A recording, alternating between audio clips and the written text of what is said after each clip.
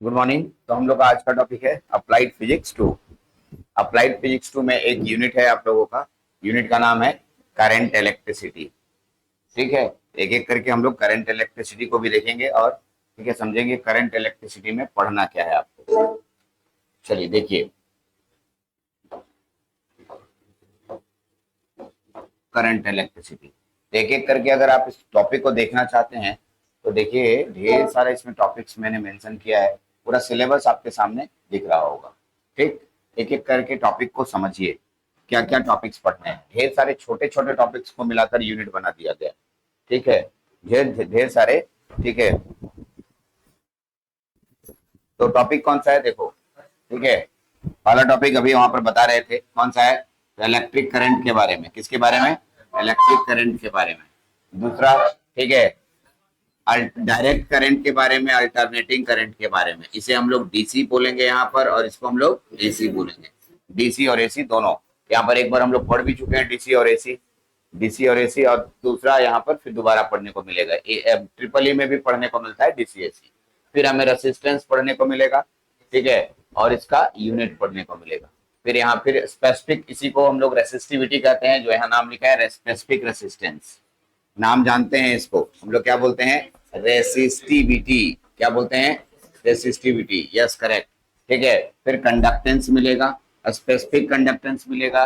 ठीक है।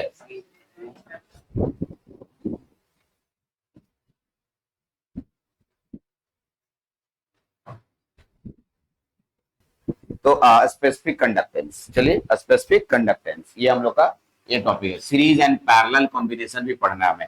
ये सारे टॉपिक्स आप जानते हैं। रेसिस्टेंस ये देखिए यहाँ पर देखिए, ये एक टॉपिक यहाँ पर है आपके पास, factor affecting resistance of wire. R बराबर रो एल बाई ए, नाम सुने होंगे आप लोग, बहुत अच्छे से जानते हैं आर बराबर रो एल बाई ए।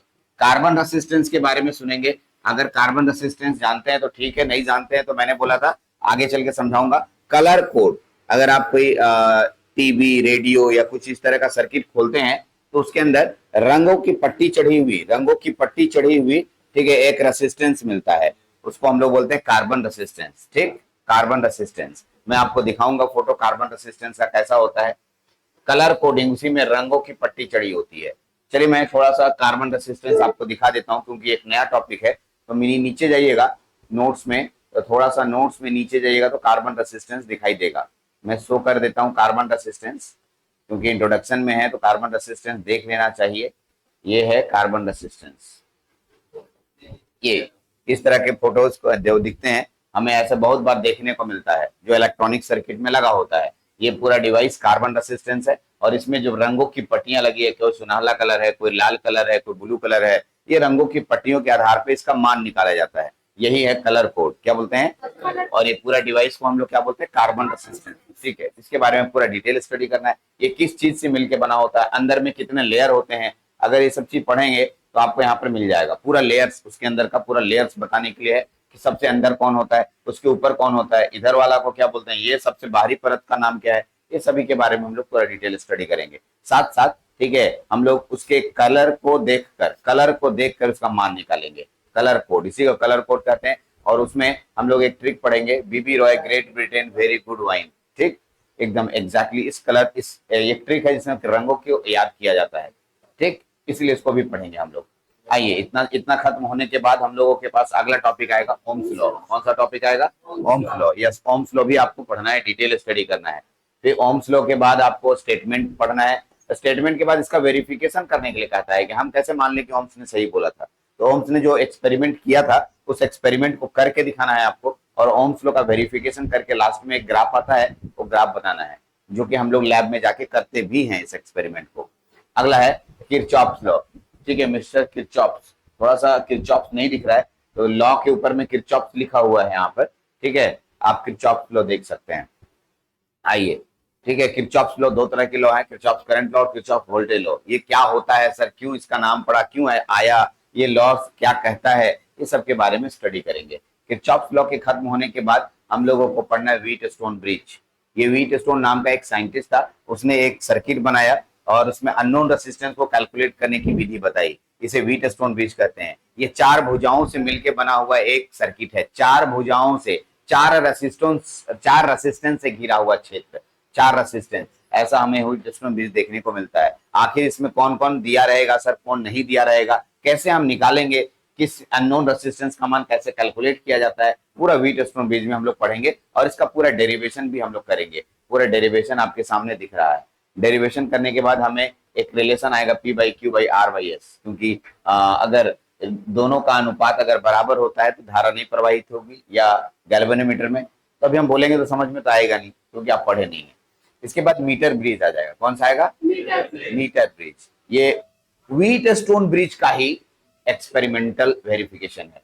अगर हम व्हीटस्टोन ब्रिज को वेरिफिकेशन करना चाहते हैं तो हमें मीटर ब्रिज को समझाना होगा। मीटर ब्रिज व्हीटस्टोन ब्रिज से, मीटर ब्रिज से ही व्हीटस्टोन ब्रिज बना। ठीक, तो देख लीजिए आगे इस मीटर ब्रिज का फोटो भी हम लोग पढ़ेंगे, देखेंगे अच्छे से, और कैसे ये काम करता है इस पे भी पूरा बात करेंगे। कौन कौन क्या है, इतना बहुत पेचीदा फोटो है, कुछ भी नहीं, आराम से एक एक करके हम आपके सामने बना के दिखा देंगे और पढ़ के भी दिखाएंगे।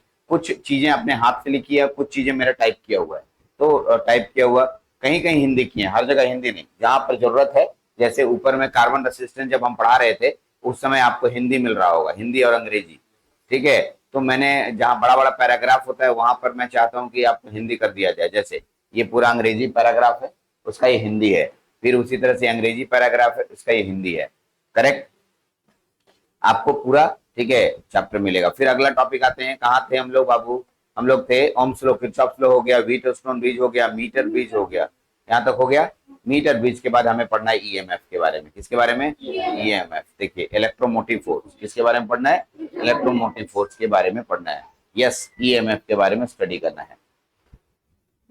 अब इसके बाद नोट्स यहीं तक बना हुआ है इसमें अभी फिलहाल के लिए, लेकिन आने वाले टॉपिकों में ईएमएफ के बाद हमें पोटेंशियल डिफरेंस पढ़ना है। क्या पढ़ना है? यस, पोटेंशियल डिफरेंस पढ़ना है। इसके बाद का टॉपिक पीडी है, पोटेंशियल डिफरेंस, जो कि मैं लिख दे रहा हूं, आप उसको समझ लेंगे, पोटेंशियल डिफरेंस। अगला टॉपिक होगा पीडी। क्या होगा? पीडी। पीडी माने पोटेंशियल डिफरेंस। पोटेंशियल डिफरेंस के बाद हमें हीटिंग इफेक्ट ऑफ करंट पढ़ना है। हीटिंग इफेक्ट ऑफ करंट क्या पढ़ना है? Heating effect of current, heating effect, heating effect, heating effect of current, heating effect of current, heating effect of current. क्या करना है उसको बोलो। तो इतने सारे टॉपिक्स हैं इसमें, पीडी। आगे दो तीन टॉपिक और बचे हैं, हीटिंग इफेक्ट ऑफ करंट, वो भी आपको इसके नीचे नोट्स मिल जाएगा, वो कंटिन्यूएशन बन रहा है। तो फिलहाल हमें आज पहला जो आपके सामने था, मैं आपको खाली इंट्रोडक्शन दे दिया कि हमें क्या क्या पढ़ना है। पूरे तरीके से नोट्स बना है, आप भी इसको पूरे कॉपी में नोट्स बनाएंगे। जैसे जैसे लेक्चर मिलते जाएगा या जैसे जैसे आप क्लास करते जाएंगे या लेक्चर करते जाएंगे, वैसे वैसे आप पूरे कॉपी में अपने हाथों से नोट्स बनाते जाएंगे। इससे फायदा होगा कि मैं अगर थोड़ा अंग्रेजी ज्यादा जानता हूँ आपसे, एक दो लाइन, तो मैं अपने तरीके से अंग्रेजी शब्दों का उपयोग किया हूँ। पढ़ने के दौरान आपको अपना शब्द मिलेगा तो उस समय लगेगा कि ये शब्द हमको नहीं मिला या नहीं जानते, तो लिखिएगा, हमसे आप क्वेश्चन पूछ पाइएगा और बोलिएगा नहीं भारती सर का सुंदर नोट्स है, इसी को एग्जाम में रट लेंगे, कोई दिक्कत नहीं है। लेकिन उस दिन, जिस दिन आप रटने लगिएगा, यानी कि एग्जाम के समय, उस समय हम आपके सामने नहीं होंगे और आपको पर्टिकुलर टॉपिक समझ में नहीं आएगा, तो आपको उसमें उस समय लगेगा कि भारती सर दोबारा समझा देते। इसलिए अभी मौका है, मेरा काम है, आप आराम से पूरा नोट्स करें, ठीक है। वीडियो वाले को भी मैं बोल रहा हूँ, जो वीडियो देख रहे हैं, पूरा नोट्स करें और एक एक करके पूरा नोट्स को बनाएं। कहाँ तक है तो मैं बता दूं, ईएमएफ तक हमने पूरा नोट्स बना दिया है, ठीक। इसमें फिलहाल heating effect of current, electric power, electric energy बहुत आसान है, जो घरों में बिजली उपयोग होता है, कितना यूनिट उठा, वो पूरा अच्छे से स्टडी करना है। आई स्क्वायर, हीटिंग इफेक्ट बराबर एच बराबर आई स्क्वायर आर टी, ये फॉर्मूला होता है, इसके बारे में भी पढ़ेंगे, जूल्स लॉ नाम है इसका, ठीक है। इसी में इलेक्ट्रिक एनर्जी और अदर एनर्जी में क्या मतलब समानताएं, विषमताएं या क्या बेनिफिट्स है, इसके बारे में थोड़ा सा हमें डिस्कशन करना है। तो ये यूनिट पूरा खत्म हो जाएगा, बहुत ही आसान टॉपिक है। तो अब एक एक करके हम लोग एक एक करके टॉपिक वाइज शुरू करने जा रहे हैं। What is electric current and its unit, पहले यही हम लोग स्टार्ट करेंगे, करंट किसे कहते हैं और इसका यूनिट क्या है। फिर एसी करंट और डीसी करंट के बारे में भी हम लोग बात करेंगे, ठीक। चलिए